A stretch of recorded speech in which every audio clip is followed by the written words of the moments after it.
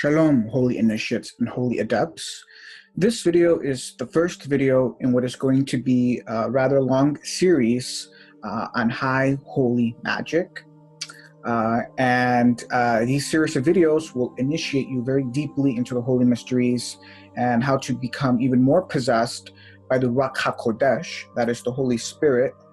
Of course, this series is really only intended for very, very holy initiates and adepts who have reached high stages and levels upon their holy initiation, as you will understand and see here shortly, because we begin with the prerequisites, which are holiness and piety at the highest levels, as is defined in the Royal Holy Divine Law, which is the Torah. And essentially, it requires correcting your attributes vis-a-vis anger, pride, etc., okay, as well as observing all of the applicable mitzvot of all 611 mitzvot contained within the Holy Torah. And you can only do that once you have studied the Torah for many years. You've studied the Talmudim, the Midrashim, and the Torah, and have, delineated and enumerated all of the commandments and know all of the commandments that are applicable and which are not applicable as a result of the destruction of the Second Temple, etc. So again, it takes a number of years, to study the Torah, learn the commandments, study ancient holy texts as to how to achieve holiness and piety and become a tzaddik, okay? And truly be a servant of Mashiach, whether your master is Moshe or Yeshua, right? They're all Mashiachim. And the problem is that most who claim to be servants of Yeshua HaMashiach are not really his servants, because they have not converted to Judaism, and they have not studied the Torah in deep in the original Hebrew, and are keeping and doing their best to keep all of the applicable mitzvot within the Torah. Okay, so this is the first high prerequisite. It is a most momentous explicit prerequisite. Without this prerequisite, there's no point in even watching the rest of my videos and studying, high holy magic, etc., because you're not going to get anywhere. Okay. And in fact, certain techniques can even become dangerous to those goyim that are impure and unholy, and even Yehudim, that is Jews that are impure and unholy. So the ensuing videos in this series are going to cover many aspects of high holy magic, which include certain prayers, yichudim, tikkunim, the divine names, etc. Okay, so again, this is the most important prerequisite. I'm only going to say this once in this first, introductory video, and it's expected that you're doing your best to meet this most momentous prerequisite, which is essentially you spend a whole lifetime climbing higher levels of holiness. It's an ongoing battle, essentially, and process, to say the least. So in this video, I wanted to cover 7 holy implements that I feel are necessary and prerequisite to begin engaging in supernatural war and engaging in what I like to call high holy magic, which is why I'm the chief magician of Mystery Babylon. Okay, now implement number 1 is to make sure that you have a very private personal room where you dwell or live. Within this room, you're going to want to establish a holy altar, okay? And it should be noted that Grandmaster Kabbalists, such as myself, keep no images or pictures of anything here on earth or in heaven per the Torah, because the Torah explicitly prohibits carving or forming or molding any sort of dimensional image, whether it's 2D or 3D, of anything here on earth or heaven. Okay, and Grandmaster Kabbalists take this commandment very seriously, and so you won't find any holy mystics or tzaddikim being artists. In fact, I myself always sucked at art, and I almost didn't even graduate high school because I had a lot of trouble passing art because I was that bad at it, just because I guess I come from a long line of tzaddikim and Kabbalists. Okay, so we have no, artistical ability, in sense of drawing and molding and sculpting and things of that sort. Okay. Now, but you can have images or pictures, and usually, as an example for me, we'll have many images and pictures that include divine names that are written in white script on a completely black background, or the opposite, which is divine names written in black script on a completely white background, and also occult mathematical diagrams of the Sphirot, which serve as mandalas or portals, into the supernal realm. You also want to make sure, of course, that you have a Hebrew Bible in the room. And it is also preferable to have a mezuzah on the door of your room. I think that's a very holy artifact to have on the door of this room of meditation / prayer. So this is how this is just a general template that will be that can be established for your own personal war room, as I like to call it.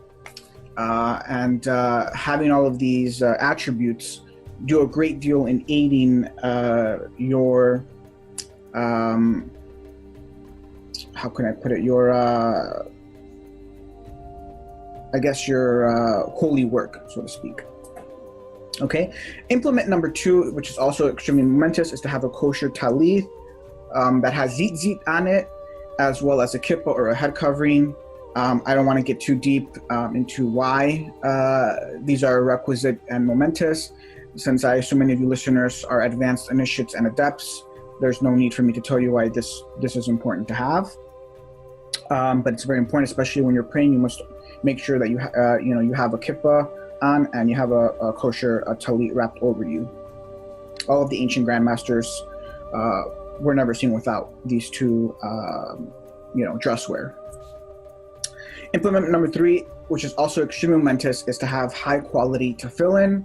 I actually have a couple of videos that deal with the importance of this commandment of the Torah, as well as explaining some of the very holy mysteries and secrets behind this commandment and the importance behind this commandment. This is a most high momentous requisite commandment to have when you are engaging in holy magic vis-a-vis prayers, yichudim, tikkunim, etc. Very, very important to have.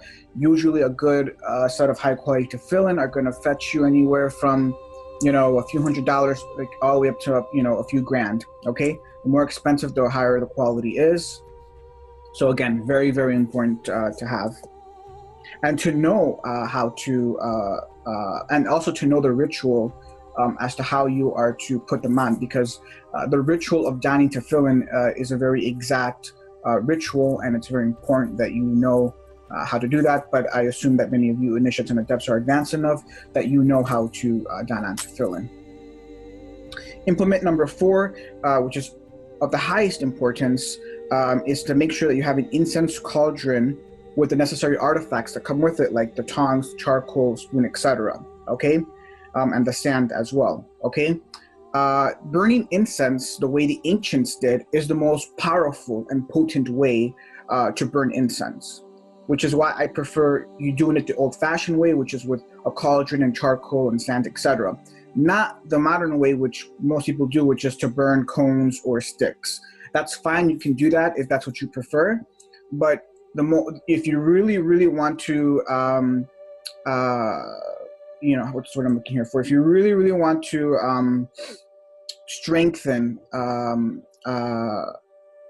make your holy magic prayers, etc., more potent, more powerful, then you want to go the way of the ancients, which is to buy a cauldron, the sand, the charcoal, the tongs, everything, etc. And then you'll also want to buy the actual resin, preferably frankincense and myrrh. And you'll also want to buy some white candles. And usually it's preferable if you can arrange the candles in holy numbers. So, if you are channeling the trilateral aspects of the Sphirot or the Godhead, then you would want to set up 3 white candles. If you want to channel the full essence of the Sphirot or the Godhead, then you would set up 10 white candles, right? So you want to use holy, numbers in terms of the quantity of candles, that you set up. Okay. Implement number 5 is white linen garments. These are very important things to wear when you're doing high holy magic, because white linen garments that are 100% linen are the image of the supernal archetypal holy garments that are worn in the supernal realms by the saints up above. So by wearing these white holy garments, you are then able to connect and channel, the energies and potencies of the upper divine archetypal garments. And it puts you more in a spiritual state of mind as well. Okay. Plus, there are also beneficial properties in regards to your skin in wearing linen garments and wearing the correct type of garments over your body as the Torah stipulates. Okay, meaning we don't wear garments that are a combination of mixed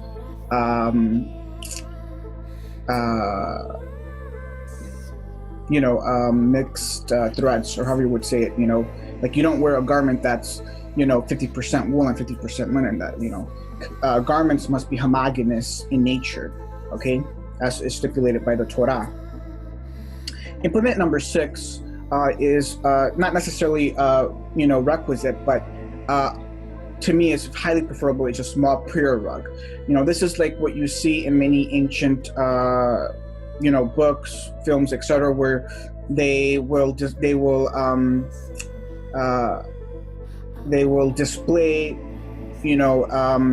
the ancient Middle Eastern mystics, like in India or Babylon, etc.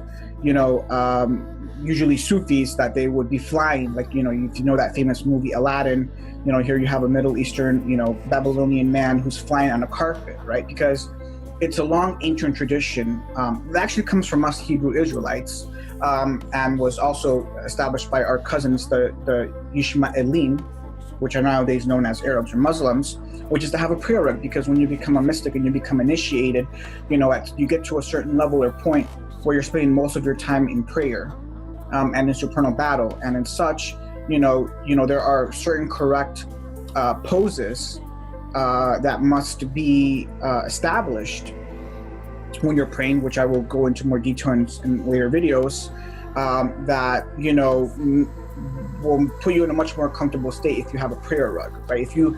When you need to kneel, if your prayers are, when you pray, you should be kneeling as if you are before the Holy King.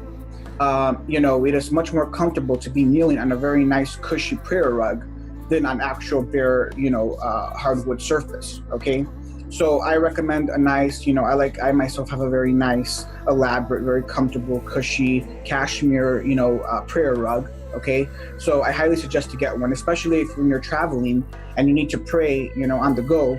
It's always nice to have a prayer rug with you that you can just unroll very quickly and start praying. Or if you're praying out in nature, right, you want a prayer rug to be comfortable. So I highly suggest a prayer rug,